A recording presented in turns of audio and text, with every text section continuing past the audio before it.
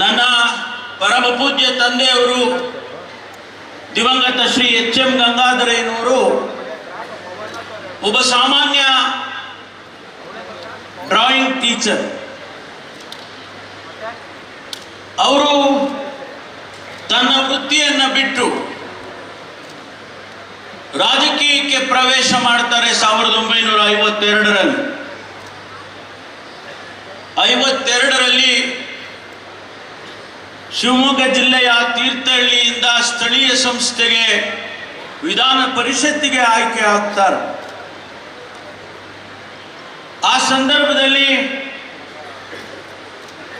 ಆ 5 ವರ್ಷಗಳಲ್ಲಿ ನಡೆದಂತ ಅನೇಕ ಘಟನೆಗಳನ್ನು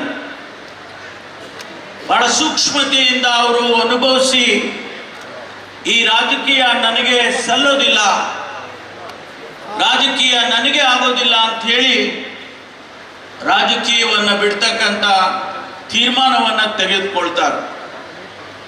ಅದಾದ ಮೇಲೆ ಮಹಾತ್ಮ ಗಾಂಧೀಜಿಯವರನ್ನ, ಬಾಬಾ ಸಾಹೇಬ್ ಅಂಬೇಡ್ಕರ್ ಅವರನ್ನ ಭೇಟಿ ಮಾಡಿದ ನಂತರ ಅವರಿಗಾದಂಥ ಮನಸ್ಸಿನ ಪರಿವರ್ತನೆ ಅವರಿಗೆ ಅನೇಕ ಗೊಂದಲಗಳನ್ನು ಸೃಷ್ಟಿ ಮಾಡುತ್ತದೆ. ಆ ಸಂದರ್ಭದಲ್ಲಿ ನಮ್ಮ ಊರಾದಂಥ ಗೊಲ್ಲಹಳ್ಳಿ, ಇವತ್ತು ನಾವು ಅದನ್ನು ಸಿದ್ಧಾರ್ಥ ನಗರ ಅಂತ ಹೇಳಿ ಮಾಡಿದ್ದೇವೆ, ಆ ಗೊಲ್ಲಹಳ್ಳಿಯಲ್ಲಿ ಪಾದಯಾತ್ರೆಯ ಮೂಲಕ ನಮಗೆ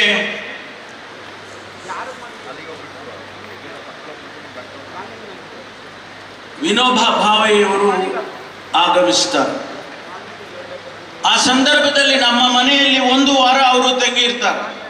ಬಹುಶಃ ನಾನು 3 ವರ್ಷದ ಮಗು ಇರ್ಬೋದು.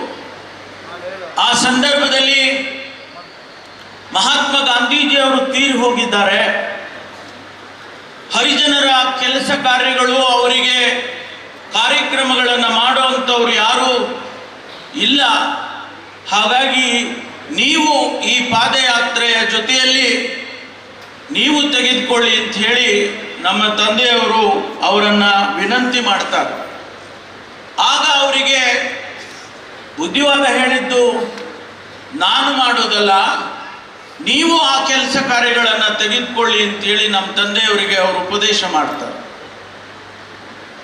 ಅವತ್ತೇ ಸನ್ಮಾನ್ಯ ದಿವಂಗತ ಗಂಗಾಧರಯ್ಯನವರು ಸಾರ್ವಜನಿಕ ಬದುಕಿಗೆ ಕಾಲಿಡ್ತಾರೆ.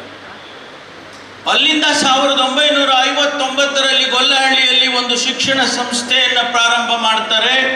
ಅದು ದನಿನ ಕೊಟ್ಟಿಗೆಯಲ್ಲಿ, ದನಗಳನ್ನು ಕಟ್ಟುವಂತ ಕೊಟ್ಟಿಗೆಯಲ್ಲಿ ಆ ಶಾಲೆಯನ್ನು ಪ್ರಾರಂಭ ಮಾಡ್ತಾರೆ. ಸ್ನೇಹಿತರೆ, 65 ವರ್ಷದ ನಂತರ ಸಿದ್ಧಾರ್ಥ ಸಂಸ್ಥೆ ದನದ ಕೊಟ್ಟಿಗೆಯಲ್ಲಿ ಪ್ರಾರಂಭವಾದದ್ದು ಇವತ್ತು 85 ಸಂಸ್ಥೆಗಳನ್ನು ಇಡೀ ರಾಜ್ಯದಲ್ಲಿ ಹೊಂದಿದೆ. ಲಕ್ಷಾಂತರ ವಿದ್ಯಾರ್ಥಿಗಳು ಪದವಿಯನ್ನು ಪಡೆದಿದ್ದಾರೆ. ಸುಮಾರು 36,000 ಇಂಜಿನಿಯರ್ಗಳು ಗ್ರಾಜ್ಯುಯೇಟ್ ಆಗಿ ನಮ್ಮ ಇಂಜಿನಿಯರಿಂಗ್ ಕಾಲೇಜಿನಲ್ಲಿ ಹೊರಗಡೆ ಹೋಗಿದ್ದಾರೆ. ಇಡೀ ಪ್ರಪಂಚದಾದ್ಯಂತ ಅವರು ಕೆಲಸ ಮಾಡ್ತಿದ್ದಾರೆ.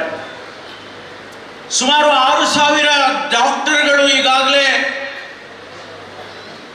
ಅವರ ಜೀವನವನ್ನ ಕಟ್ಟಿಕೊಂಡಿದ್ದಾರೆ, ಸಮಾಜ ಸೇವೆಯನ್ನು ಮಾಡ್ತಿದ್ದಾರೆ. ಸಾವಿರಾರು ಜನ ಪದವೀಧರರಾಗಿದ್ದಾರೆ, ಲಕ್ಷಾಂತರ ಗ್ರಾಜ್ಯುಯೇಟ್ಸ್ಗಳಾಗಿದ್ದಾರೆ. ಇದೆಲ್ಲ ಸಾಧ್ಯ ಆಗಿದ್ದು ಸನ್ಮಾನ್ಯ ಬಾಬಾ ಸಾಹೇಬ್ ಅಂಬೇಡ್ಕರ್ ಅವರ ಆಶಯಗಳಂತೆ ಶಿಕ್ಷಣ ಸಮಾಜವನ್ನು ಬದಲು ಮಾಡುತ್ತೆ, ದೇಶವನ್ನು ಬದಲು ಮಾಡುತ್ತೆ ಮತ್ತು ಮನುಷ್ಯನನ್ನು ಬದಲು ಮಾಡುತ್ತೆ ಅಂತ ಹೇಳಿ ಆ ಶಿಕ್ಷಣದ ಕಾರ್ಯವನ್ನು ಕೈಗೆತ್ತಿಕೊಂಡು ಇಲ್ಲಿಯವರೆಗೂ ಬಂದಿದ್ದಾರೆ. ನಾವೆಲ್ಲರೂ ನಿಮಿತ್ತ ಮಾತ್ರ.